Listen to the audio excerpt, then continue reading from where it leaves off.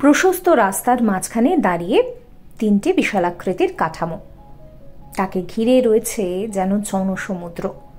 কাঠামোগুলো পিছনে দেখা যাচ্ছে সুউচ্চ মন্দির। সেই কবে থেকে এই ছবিটা যেন আমাদের ভীষণ চেনা হয়ে গিয়েছে। মানুষ মাত্রই চেনে এই মন্দিরকে। কথা বলছি পুরীর বিখ্যাত জগন্নাথ মন্দির নিয়ে। কত মিথ, কত ইতিহাস, ধর্মীয় কাহিনী জড়িয়ে রয়েছে এর সঙ্গে। আর সেই সঙ্গে রথযাত্রার প্রসঙ্গ তো আছেই।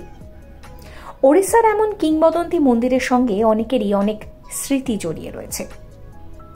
কিন্তু জানেন, এই জগন্নাথ দেবের মন্দিরের সঙ্গে আবার বৌদ্ধ তত্ত্বও রয়েছে। কিন্তু পুরীর মন্দিরের বিভিন্ন গল্প জানলেও বৌদ্ধ তত্ত্ব এলো কোথা থেকে? আজকের এই ভিডিওতে সেই নিয়ে আপনাদেরকে বলবো। বিভিন্ন লেখা, ঐতিহাসিকদের দলিল এবং প্রাচীন পুঁথিতে এমন একটি বিষয় কিন্তু উঠে এসেছে। এমনকি স্বামী বিবেকানন্দ এই ব্যাপারটি নিয়ে কথা বলে গিয়েছেন।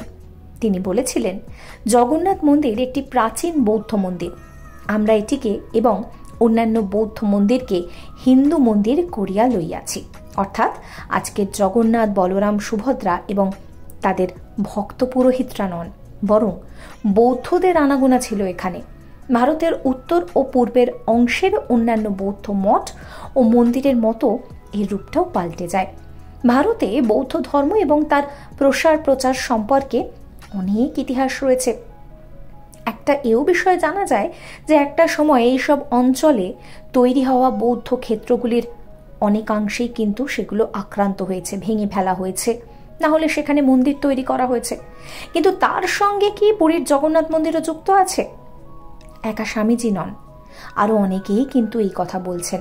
তারা বেশ কিছু বিশেষ দিকে আমাদের দৃষ্টি আকর্ষণ করার চেষ্টা করেছেন। আমরা সবাই কলিঙ্গ যুদ্ধের কথা জানি। সম্রাট অশোকের চণ্ডাশোক থেকে ধর্মাশোকে পরিণত হওয়ার কাহিনীও অজানা নয়। ওড়িশা কিন্তু সেই সময় কলিঙ্গেরই একটি অংশ ছিল। কাজেই বৌদ্ধ ধর্মাবলম্বী অশোক এবং তার পরবর্তী রাজাদের প্রভাব যে সেখানে ভালো মতো পড়বে সেটা তো বলাই যায়। পরবর্তীকালে শবররা ওড়িশা দখল করে, সেই কাহিনী আলাদা। কিন্তু তার আগে অনেক ঐতিহাসিকরা নজর রেখেছেন জগন্নাথ মন্দিরের দেওয়ালের গায়ে। নানা রকম চিত্রকর্ম সেখানে শোভা পাচ্ছে। তার মধ্যে অনেক চিত্র এবং কাজের সঙ্গে বৌদ্ধ ধর্ম ও তন্ত্রের মিল রয়েছে। এখন কথা হচ্ছে, সেটা কি খুবই কাকতালীয়? এখানেই শেষ নয়।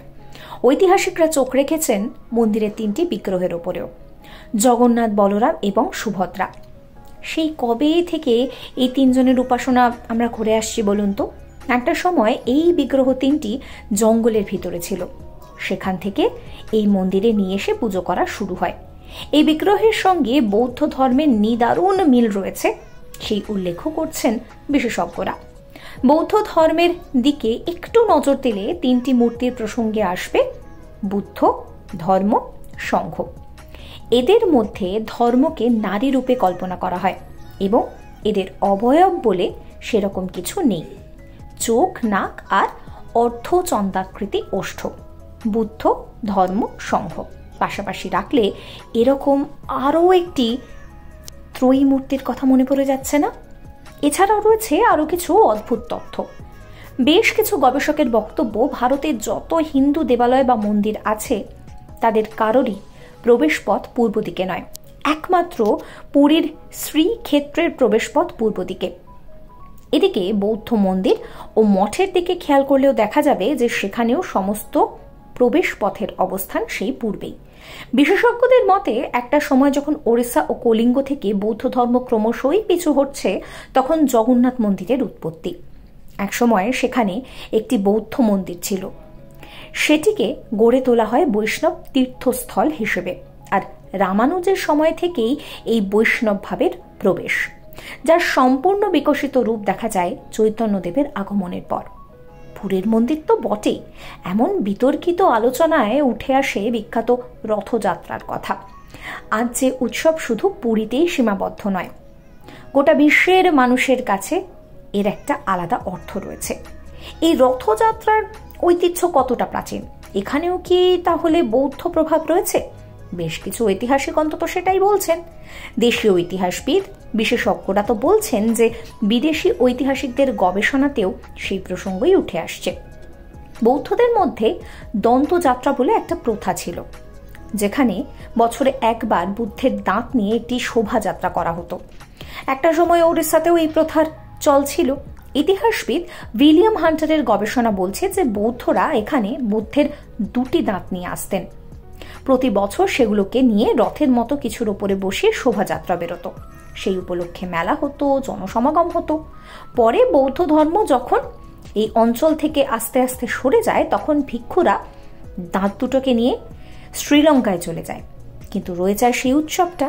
সেখান থেকেই নাকি অনুপ্রাণিত হয়ে আজকের এই রথযাত্রা।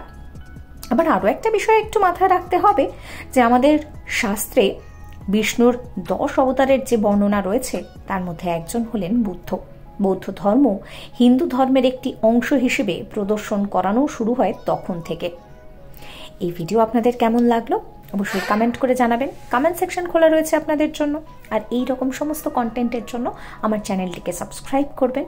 কন্টেন্ট ভালো লাগলে শেয়ার করবেন, লাইক করবেন, সাবস্ক্রাইব করবেন অ্যান্ড ফলো ফর মোর।